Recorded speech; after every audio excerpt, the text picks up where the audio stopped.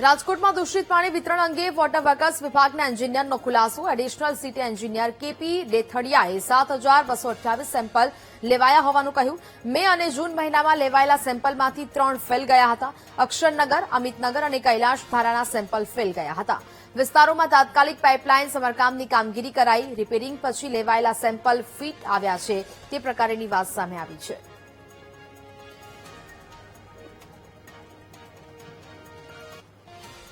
રાજકોટ મહાનગરપાલિકા દ્વારા ત્રણેય વોર્ડમાં ઝોનમાં તેમજ દરેક વોર્ડમાં થઈને રાજકોટ મહાનગરપાલિકા મે જૂનમાં 7,228 સેમ્પલ લેવામાં આવેલા હતા, જે રેસિડ્યુઅલ ક્લોરીન ટેસ્ટ કરતા હોય.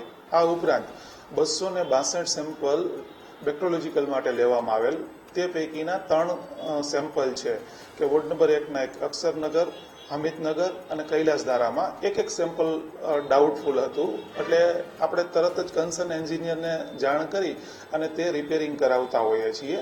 પ્લસ બેક્ટેરિયોલોજીકલ સેમ્પલ ત્યારબાદ પણ લેવામાં આવે અને એ સેમ્પલ ફિટ આવી ગયેલ છે. એટલે આ જે રિપોર્ટ છે એ અત્યારે ઓકે છે. તો 3 સેમ્પલ ફેલ ગયા હોવાનું સામે આવ્યું છે. તાત્કાલિક કામગીરી કરવામાં આવી હોવાનું કેપી ડેથડિયાનું આ નિવેદન છે તે સામે આવ્યું છે. એડિશનલ સિટી એન્જિનિયર કેપી ડેથડિયાએ 7,228 સેમ્પલ લેવાયા હોવાનું નિવેદન આપ્યું છે. મે અને જૂન મહિનામાં લેવાયેલા સેમ્પલમાંથી 3 જે ફેલ ગયા હતા. વોટર વર્કસ વિભાગના એન્જિનિયરો દ્વારા આ ખુલાસો છે તે કરવામાં આવ્યો છે.